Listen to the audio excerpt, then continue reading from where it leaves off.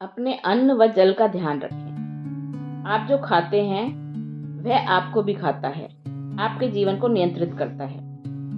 आप जो कुछ भी खाते व पीते हैं उसका आपके जीवन में बहुत महत्व होता है, क्योंकि वह आपकी ऊर्जा और वास्तविकता को प्रभावित करता है। इस बारे में सोचें। अगर आप अच्छा भोजन और अच्छा तरल अपने शरीर में नहीं भेजेंगे तो आप अच्छा कैसे महसूस करेंगे। जो भोजन हमें सुस्त व निस्तेज करता है, उस भोजन से हमारी ऊर्जा की फ्रीक्वेंसी भी कम हो जाती है। इसीलिए जब आप उसे खाते हैं तो हमारी ऊर्जा में भी बदलाव आता है। ऐसे भोजन में अधिकतर वे खाद्य पदार्थ आते हैं जिन्हें हम जंक फूड के नाम से जानते हैं, और बदकिस्मती से ऐसे खाने को जितना हो सके स्वादिष्ट बनाया जाता है।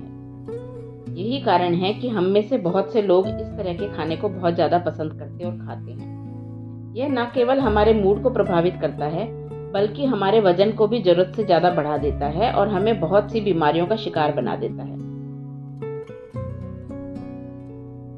सन 1949 में एक फ्रेंच विद्युत चुंबकत्व विशेषज्ञ, जिनका नाम आंद्रे सिमोनटन था, ने अपने शोध कार्य, जो खास खाद्य पदार्थों की विद्युत चुंबकत्व तरंग के विषय पर था, को प्रकाशित किया। उन्होंने महसूस किया कि प्रत्येक खाद्य पदार्थ में न केवल एक विशेष मात्रा की कैलोरी होती है, बल्कि उसमें विद्युतीय चुंबकत्व की शक्ति भी होती है, जो ऊर्जात्मक होती है। सिमोनटन ने पाया कि मनुष्य को स्वस्थ रहने के लिए 6500 एंगस्ट्रॉम्स तक की ऊर्जा को संतुलित करना होता है। सिमोनटन ने खाने को 0 से लेकर 10,000 एंगस्ट्रॉम्स तक 4 वर्गों में विभाजित किया।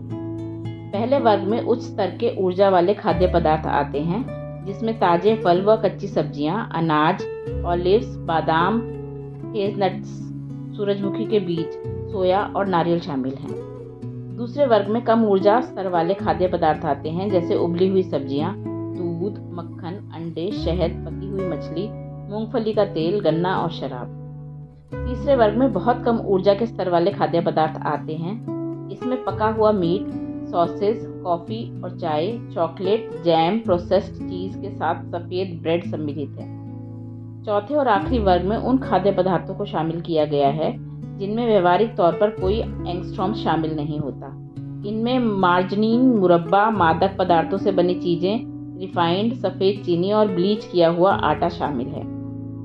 सिमोनटन का शोध हमें विस्तार से यह जानकारी देता है कि कौन कौन से खाद्य पदार्थ हमारी ऊर्जा के लिए उपयुक्त हैं और कौन से उत्पादों से हमें बचना चाहिए। इसके अतिरिक्त आमतौर पर यह नियम है कि उच्च गुणवत्ता वाले जैविक उत्पाद, जिनका प्राकृतिक तौर पर उत्पादन किया गया हो, आपको उन गैर जैविक उत्पादों से अधिक ऊर्जावान बनाएंगे। यह सच है कि जैविक उत्पादों का मूल्य कुछ अधिक हो सकता है, लेकिन अगर इस खर्च से आपको अच्छी सेहत मिलती है तो यह सौदा बिल्कुल बुरा नहीं है। अगर आपकी सेहत हानिकर खाद्य पदार्थों को खाने से खराब होती है तो आपका खर्च दुगना हो सकता है।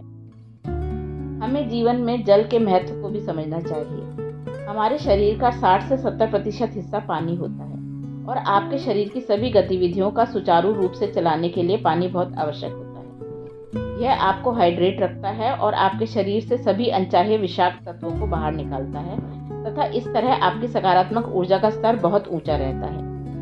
अगर आपके शरीर में पानी संतुलित स्तर से कम हो जाता है तो इसका आपके शरीर पर बहुत ही प्रतिकूल प्रभाव पड़ता है। आपका ध्यान भंग हो सकता है, आपको चक्कर आ सकते हैं, यहाँ तक कि आप बेहोश हो सकते हैं। सिमोनटन का शोध दिखाता है कि जो खाद्य पदार्थ मादक पदार्थों से बनते हैं उनमें बहुत ही कम स्तर पर ऊर्जा विद्यमान होती है, और नियमित तौर पर अधिक मात्रा में इनका सेवन करना बहुत हानिकारक हो सकता है। यहाँ तक कि लीवर को नुकसान पहुँचने के कारण आपकी मौत तक हो सकती है। शराब का बहुत अधिक सेवन करना आपको भ्रमित कर सकता है, जिससे आप अपने आपे से बाहर होकर अजीब व्यवहार करने लगते हैं, जिस कारण आपकी जिंदगी खराब हो सकती है। हो सकता है कि शराब आपको क्षणिक खुशी के कुछ क्षण दे, लेकिन आपको इस बात का ध्यान अवश्य रखना चाहिए कि आप इसका सेवन कितनी मात्रा में कर रहे हैं।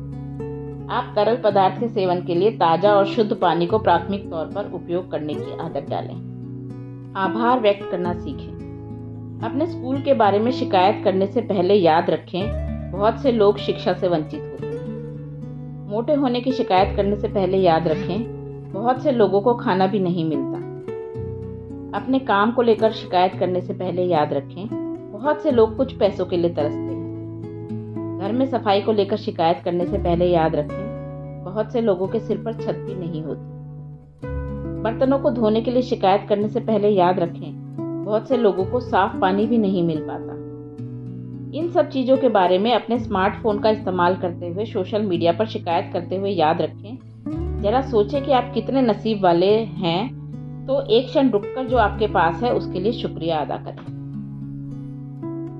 शुक्रगुजार होना सबसे आसान होने के बावजूद एक बहुत अच्छी आदत है, जिसे आप अपने जीवन का अभिन्न अंग बना सकते हैं। ईश्वरीय शक्ति द्वारा आपको जो कुछ भी जीवन में आशीर्वाद स्वरूप प्राप्त हुआ है, उसका शुक्रिया अदा कर आप अपने मन को आपके आसपास जो भी कुछ घटता है उसमें अपने लिए कुछ अच्छा खोजने के लिए प्रशिक्षित कर सकते हैं। जल्दी ही आपका अवचेतन मन भी हर चीज में छुपी अच्छाई को देखने लगेगा और जीवन के बारे में आपकी सोच बेहतर हो जाएगी। आप उस समय बुरा महसूस नहीं कर सकते जब आप शुक्रगुजार रहें। वैसे आभार व्यक्त करने का काम देखने में जितना सरल जान पड़ता है, बहुत से लोगों को उसके लिए उतना ही संघर्ष करना पड़ता है। अपने जीवन के बोझ पर उपहारों के बजाय ध्यान देना ज्यादा आसान लगता है। व्यक्ति उन चीजों पर अपना ध्यान ज्यादा लगाए रखता है जो उसके पास नहीं है, बजाय उसके कि जो उसके पास है। एक बार मैं इस दुनिया के सबसे सफल माने जाने वाले कुछ लोगों के बारे में पढ़ रहा था और वहां पर एक वाक्य मेरे जहन में घर कर गया। महानता आभारी बनने से आरंभ होती है। पहले मैं इसके बारे में ज्यादा नहीं सोचता था, लेकिन जैसे जैसे मैं बड़ा होता गया, मैं जीवन में इसके मोल को समझने लगा। मैंने महसूस किया कि आप शुक्रगुजार हुए बिना आनंद को महसूस नहीं कर सकते। आभारी होना खुशियों के लिए एक महत्वपूर्ण तत्व है। इसके अतिरिक्त आभार व्यक्त करके हम न केवल अपनी ऊर्जात्मक स्थिति को अच्छी चीजों को अपनी ओर आकर्षित करने के लिए परिवर्तित करते हैं, बल्कि चीजों पर अपना दृष्टिकोण रखने में भी सक्षम होते हैं। हम हर रोज अपनी तुलना दूसरों से करते रहते हैं और हम में से अधिकतर लोगों को यह आभास भी नहीं हो पाता कि हम वह बनने की कोशिश करते और बनते हैं जो हमें दूसरे बनाना चाहते हैं। हम अपनी तुलना उन लोगों से करने के लिए बाध्य हो जाते हैं जिन्हें हम खुद से अधिक भाग्यशाली मानते हैं, बजाय उनके जिन्हें हम खुद से कम भाग्यशाली देखते हैं। उन लोगों के बारे में सोचें जिन्हें रोज इस तरह की मानसिक लड़ाई लड़नी पड़ती है, लेकिन हम इस तरह की स्थिति और इससे बहुत ज्यादा जो हम खबरों में सुनते हैं से पूरी तरह सुरक्षित हैं। शुक्रिया का वास्तविक अर्थ जाने बिना बस मुंह से शुक्रिया भर कह देना बहुत आसान है। शुक्रिया कहने का सही अर्थ तभी है जब आप आभार महसूस करें। यहाँ मैं अपने कोचिंग क्लाइंट विल का उदाहरण दूंगा कि किस तरह आप आभार व्यक्त करने की सही स्थिति में पहुंचे। मेरे साथ बातचीत के दौरान जब विल ने अपनी शिकायतों का मुझे गिनाना शुरू कर दिया, तो मैंने उसके बाद उससे पूछा कि मुझे बताओ कि तुम किस बात के लिए शुक्रगुजार हो। मेरे इस प्रश्न का उसका जवाब था कि उसने इस बारे में कभी सोचा ही नहीं। मैं जानता था कि उसकी कार उसके लिए बहुत मायने रखती है। मैंने उससे पूछा, तुम्हारा कार के बारे में क्या ख्याल है? उसने उत्तर दिया, हाँ, शायद मैं अपनी कार के लिए शुक्रगुजार हूँ। उसका इस तरह आभार व्यक्त करना एक अच्छी शुरुआत थी, लेकिन मात्र इससे हमारी मानसिक स्थिति में बदलाव नहीं आएगा। फिर मैंने उससे पूछा, अगर तुम्हारे पास कार नहीं होगी तो तुम पर क्या फर्क पड़ेगा? वह कुछ देर के लिए वहीं पर बैठ गया और इस बारे में सोचने लगा। फिर वह उन सब कामों को सूचीबद्ध करने लगा जो उसकी कार के न होने से बाधित होंगे। मैं घर पर नहीं जा पाऊंगा, घर का सामान नहीं ला पाऊंगा, अपने दोस्तों से मिलने नहीं जा पाऊंगा और अपने बच्चों को स्कूल से नहीं ला पाऊंगा। मैं देख पा रहा था कि उसके सोचने के ढंग में बदलाव आ रहा था, क्योंकि वह इन सब चीजों का नाम लेने लगा था और अपने दिमाग में उन सब की कल्पना करने लगा था। फिर मैं एक कदम और आगे बढ़ा और मैंने पूछा, क्या होगा अगर तुम अपने बच्चों को स्कूल से नहीं ला पाते? उसने उत्तर दिया, तो फिर उनको पैदल चलकर घर वापस आना होगा या फिर बस से आना होगा। मैंने जोर दिया, और पैदल चलकर घर आना उनके लिए कैसा अनुभव होगा? अचानक विल कल्पना करने लगा कि उसके बच्चे बहुत ठंड में पैदल चलकर स्कूल से घर आ रहे हैं। वह जानता था कि इस तरह वे सुरक्षित नहीं रहेंगे और मुझे दिख रहा था कि विल बहुत बेचैन हो गया है। कुछ क्षणों के बाद वह सोचने लगा कि जब वह बच्चा था तब किस तरह स्कूल से वापस घर बस से आते हुए उसे परेशान किया जाता था। उसी क्षण उसे एहसास हो गया कि उसके पास क्या है। उसने गहरी सांस ली। मैं उसके चेहरे पर यह सोचकर आई राहत को देख सकता था। जब उसने फिर से अपनी कार के बारे में सोचा, अंततः उसने स्वीकार किया कि वह इस बात के लिए बहुत बहुत आभारी है कि उसके पास कार है, जो उसके अपने प्रियजनों की जिंदगी को सुधारने में भी मददगार है। अब उसकी मानसिक स्थिति पूरी तरह से बदल चुकी थी और मैंने उसके हाव भाव में आए बदलाव को साफ साफ महसूस किया। जब आभारी महसूस करने का अभ्यास करें तो आप कल्पना करें कि जिस चीज के लिए आप आभारी हैं उसके बिना आपकी जिंदगी कितनी बदल जाएगी। इस तरह उसके लिए आपकी भावनाएं उभर कर सामने आएंगी और आप उसकी अहमियत को समझेंगे और इस तरह आप उस चीज के लिए पूरे मन से शुक्रगुजार होंगे। याद रखें, आपकी दुनिया में ऐसी बहुत सी चीजें हो सकती हैं जो आपके हिसाब से गलत हो रही हैं, फिर ऐसी भी बहुत सी चीजें होंगी जो सही हो रही हैं। जितना ज्यादा आप अपने वरदानों को याद करेंगे उतने ही अधिक वरदान आपके पास याद करने को होंगे। यहाँ मैं आपको एक छोटी सी कहानी सुनाता हूँ। मेरे ऑफिस में काम करने के दौरान मेरा एक मैनेजर था जिससे मैं आंखें तक नहीं मिलाता था और इसीलिए हम दोनों के लिए साथ काम करना बहुत मुश्किल हो जाता था। हालांकि चूंकि उसके पास मुझसे अधिक अधिकार थे, इसीलिए वह हमेशा मुझसे 2 कदम आगे रहता। कई महीनों तक मैंने उसे खुद पर हावी होने दिया और इसीलिए मैंने भी उम्मीद के अनुसार ही प्रतिक्रिया दी। मैं गुस्से से प्रतिक्रिया देता, मैं उसके बारे में पीछे से बातें बनाता, मुझे काम पर जाने से नफरत हो जाती और मैंने इन सभी नकारात्मक विचारों व भावनाओं को बाहर निकालकर इस ब्रह्मांड में भेजना जारी रखा। परिणाम स्वरूप चीजें खराब होती गई, बहुत ही खराब।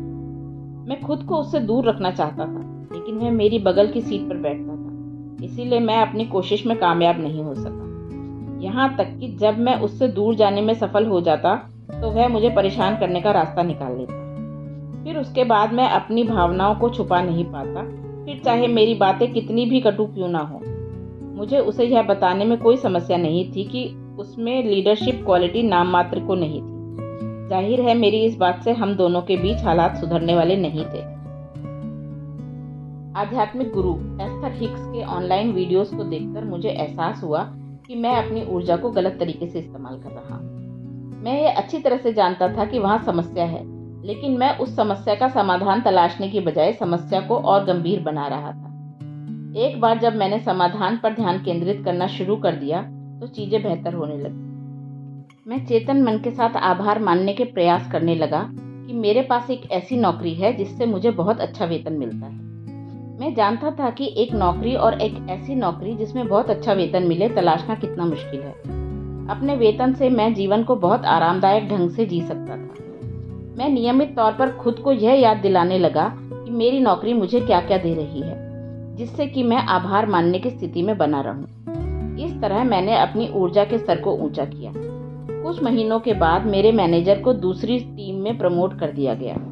मेरे वेतन में भी वृद्धि हुई और मुझे और अधिक आज़ादी के साथ काम करने की इजाज़त मिली। उस समय उस नौकरी में बिताया मेरा सबसे अच्छा समय था।